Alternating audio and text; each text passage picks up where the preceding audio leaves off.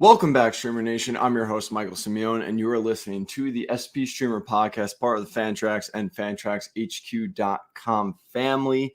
Before we get started on this week's starter spotlight, we took a week off last week because of the holiday. But coming up, we're going to start doing some regular episodes again. It is going to be a combination of me, Doug and Lauren, and bringing on some cool guests. And so we're going to have our first one later this week. Then we're going to kind of continue that until about Christmas. We're going to take a week off for Christmas, and then we're going to be full go until the rest of the season. So you guys are going to be seeing some pretty cool guests and talking about various topics. And we're going to try and talk about topics that people don't typically talk about too. So look forward to that. All right. So as for today, our star spotlight is going to be Logan Gilbert. After one start in AAA ball last season, the Seattle Mariners decided to call up Logan Gilbert on May 13th. He had a tough 3-start stretch to begin his career. I mean, all rookies tend to kind of do that, right? But then eventually Logan Gilbert turned up the dial and had several flashes of pitching brilliance throughout the rest of the season. He ended up finishing the season with 24 starts, 119.1 innings, a 4.68 ERA, and a 1.17 whip. I know the 4.6.8 ERA doesn't sound that great, but it came with a 3.73 FIP, a 3.87 Sierra, and a 19.9 K walk percentage. So basically, the FIP says that he pitched better than what his results showed. The Sierra shows that he's going to pitch better moving forward. So basically, that means that better days are ahead for Mr. Gilbert over here. The unfortunate thing is that Logan Gilbert's 4.6 ERA isn't fooling other fantasy players. Currently, he's being taken as a 52nd pitcher off the board, including relief pitchers, though, because that's how NFBC sorts it. So I would figure probably in the 30, 40 range is where he's going. He's being taken ahead of pitchers like Framber Valdez, who people loved last season, including me, Sean Manaea, Zach Gallen, and even Marcus Stroman, who just had a fantastic season. So in other words, a lot of people like him, and he's been talked about a ton. You know, he's that sleeper that everyone's kind of jumping on, and he's not really a sleeper, honestly. But this brings us to the question, right? Is that high draft price still worth it for him? So there are 2 points I want to bring up about Logan Gilbert. The first is his arsenal. To me, Gilbert has a complete arsenal. The four seam sits at 95.4 miles per hour and tops out at 99 with extreme vertical movement, right? That's what you want on a fastball. Tons of vertical movement, tons of velocity, which will lead to strikeouts. It had a 10.5 swing strike percentage, which is above average for fastballs, and an 18.3 P-val, which is really impressive. And basically, he just utilizes it really well. If you watch him throw this pitch, it's just ridiculous. He just knows when to use it, where to throw it, and it basically the pitch should continue to dominate. His slider is lethal as well. It's a whiff pitch with a really a solid chase rate. Basically, he likes to go down and away with it. Really good movement to that pitch as well. Everyone knew that was going to be great coming into the season. The P-val is negative on it, but I will talk about that in a second. His changeup has really good velocity separation with the fastball. It's like over 10 miles an hour, which is pretty wild. And with some improved command, it can become a better pitch. But as of last year, it did induce a ton of ground balls, so kind of did what you wanted it to do there. His curveball performed well in terms of weak contact and adds another pitch to his arsenal. So in all, we basically have 4 pitches there.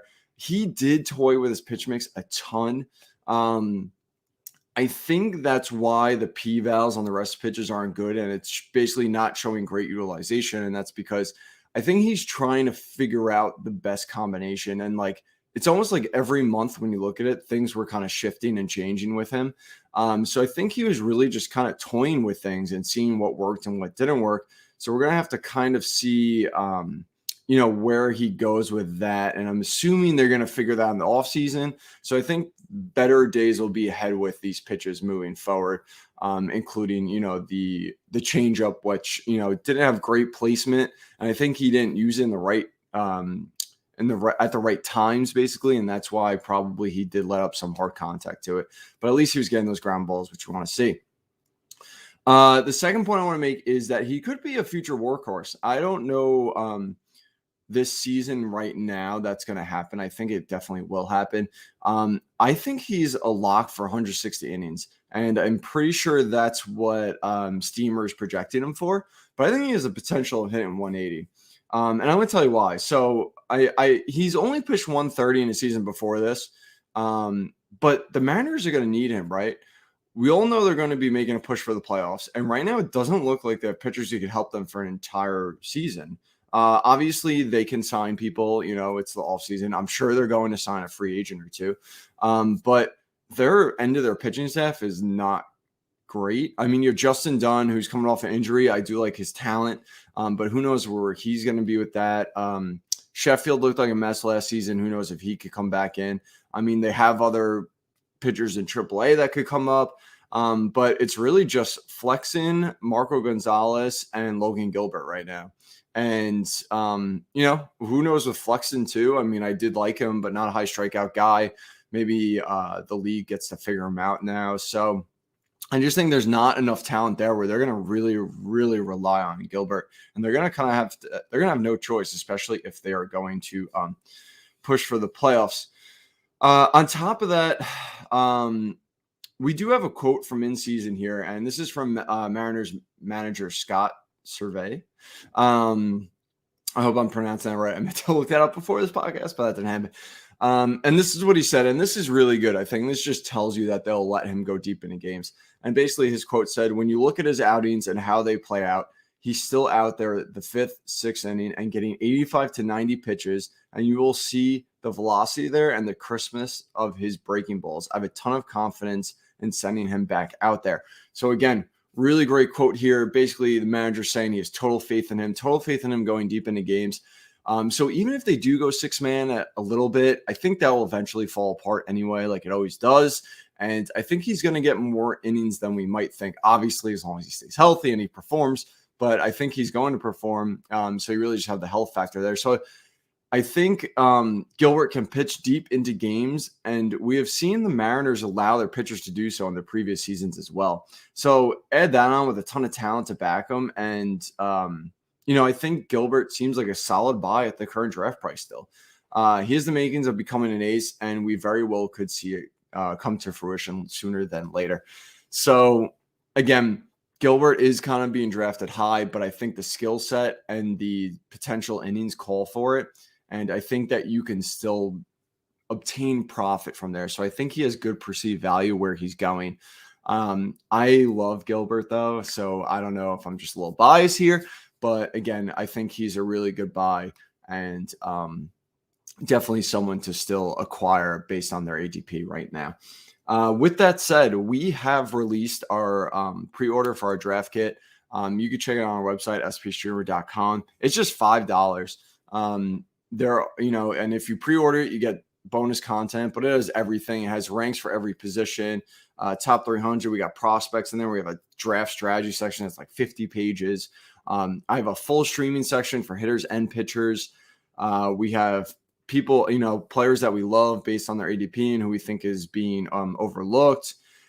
We have a glossary. We're going to have a small DFS section there. We have a ton going on in that draft kit. And again, it's only $5. And if you pre-order it now, you get some bonus content. It's basically the bonus content is we're going to put out there these basically the Twitter accounts that we think you should follow that could really help you in terms of fantasy and help you step your game up. So like if you want to just kind of follow specific people and see what they put out and listen to them, this is who we listen to, just to kind of, help out others in the community and their voice, because there's a lot of smart people out there. And then on top of that, we're actually going to record the draft kit. Well, I'm going to record the draft kit.